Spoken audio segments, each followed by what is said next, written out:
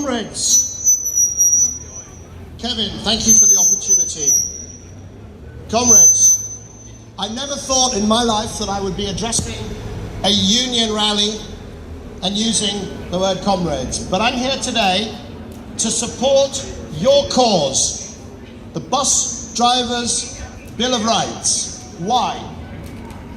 So I was on the board of Transport for London for 6 years, and I had an epiphany while I was on the board.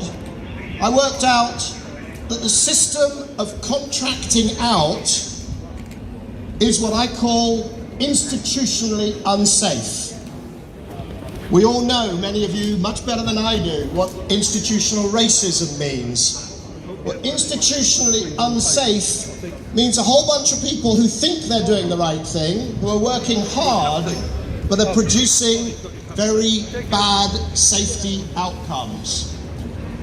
Now, you've got another speaker coming up later who knows much more about how many collisions, 28,000 a year of various sorts. How many people are killed on or by buses every year in London? Around 10. How many people are sent to hospital? Over 1,000 a year. Tom Carney, without whom you would not have any of those data, is up and will be speaking later. But I want to tell you what is institutionally unsafe. Why is it that your fight for working conditions, for the Bus Drivers' Bill of Rights, is the same fight as the fight for the survivors and the victims and for all Londoners, for safe streets, where London is not the least safe European city for buses? It's institutionally unsafe when you give out contracts that are based on miles and headway, and when you're told as drivers that if you don't maintain headway, that your employer will lose money, and you're under pressure to speed, to break the speed limit, to meet the schedules, when you're under pressure to run red lights, when you're under pressure to overtake cyclists and then pull in, all the things people think you do because you're bad drivers, you don't do for that reason. You do because the system is institutionally unsafe.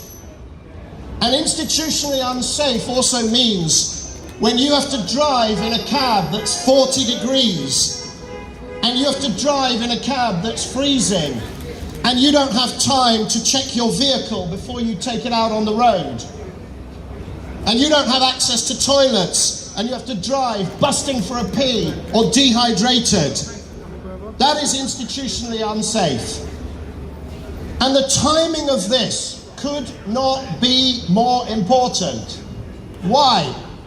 Because the new government, bless them, wants to roll out this model, the London model, around the country. The institutionally unsafe London model. More buses, better bus services, good. But they must not be institutionally unsafe, because we know what we'll see. We will see drivers up and down the country driving in the same conditions, under the same pressure, because the contracts will be structured the same way. Mileage and headway, the emphasis on speed above all. And this is the time to put our foot down and say no. TfL says every journey matters. Safety is its top priority.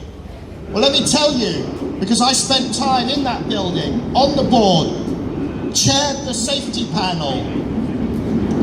If safety is the top priority, why does it make up less than 7% of the criteria for the bonuses of the management? And timely journeys makes up 9%. So if timely journeys are more important than safety, that's what I mean by institutionally unsafe. And we cannot have this system in London or rolled out across this country. And that's why I stand here as a former member of the board, and I am in support, in solidarity with you and your demand for the bus drivers' Bill of Rights. Thank you very much.